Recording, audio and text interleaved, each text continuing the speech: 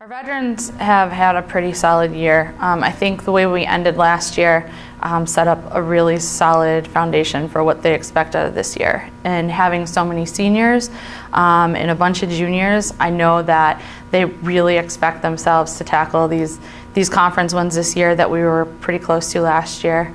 Certainly they want to continue to grow our winning record and really kind of set, again, a good foundation for the players that are coming up behind them. They're the reason why we exist currently and why we are so competitive. And so part of our philosophy this year as a coaching staff is to just do it for the seniors. And everybody has bought into that. Fall ball went very well. Our preseason workouts have gone really well. The girls are all incredibly strong. Fitness testing we're doing consistently. They're all increasing, improving times. So they've done everything I've asked them to do, and I'm really excited for them specifically as just a fan of them, but more so to have them see what they can actually do this year, because I think they're going to even surprise themselves. That's how dedicated they've been. Well, since we don't have any new players, we're all pretty much familiar with each other and like our strengths, our weaknesses. So we just help each other. We give each other advice. We just build off of each other's strengths and whatnot.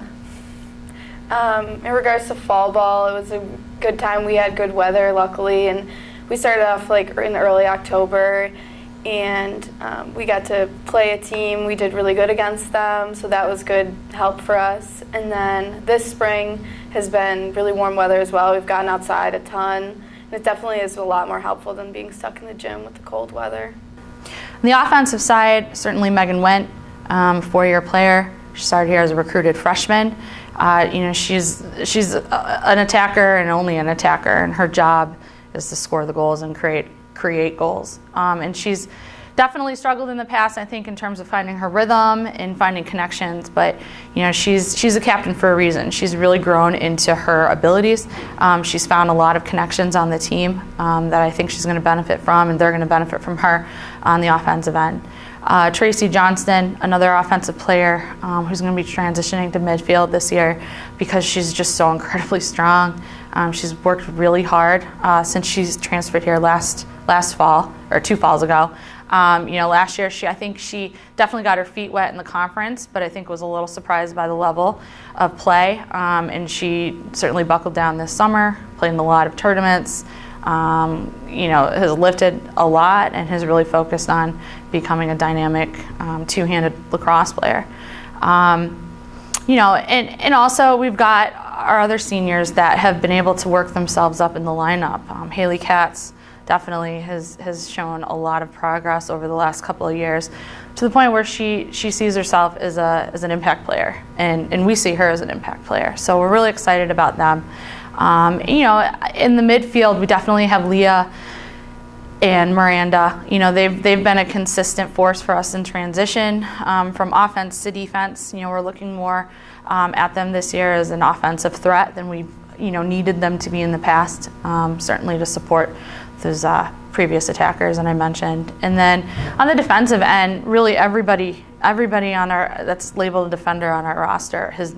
Our defense we talk about all the time is our strongest unit. A lot of that is due to Shannon Gray, our goalie, who's a 3-year recruited player here, and is named captain this year because she's such a strong backbone, vocal leader. She understands the game really well. She's a great speaker, and she's got a high IQ. The girls trust her. Dana Ganley, again, 4-year defender, recruited player here. She's really filled in that kind of vocal piece that we need, that was left behind by Carrie Mack and Bree last year. She's definitely fallen into that leadership role much more, and has really committed herself to making our defensive unit our strongest unit. So a key player on the field this year is obviously going to be Shannon Gray, our #1 goalie. She had a killer season last season. She broke the school record for number of saves in a game, so that was awesome, and she's just been doing so much better this year. Obviously, another solid person is my left-hand man here, Rachel Vorchheimer. She's been killing it on the field. So another key player for our team this year will be Miranda Gilbert. Last year she had a great season. This year she's just improved that much more.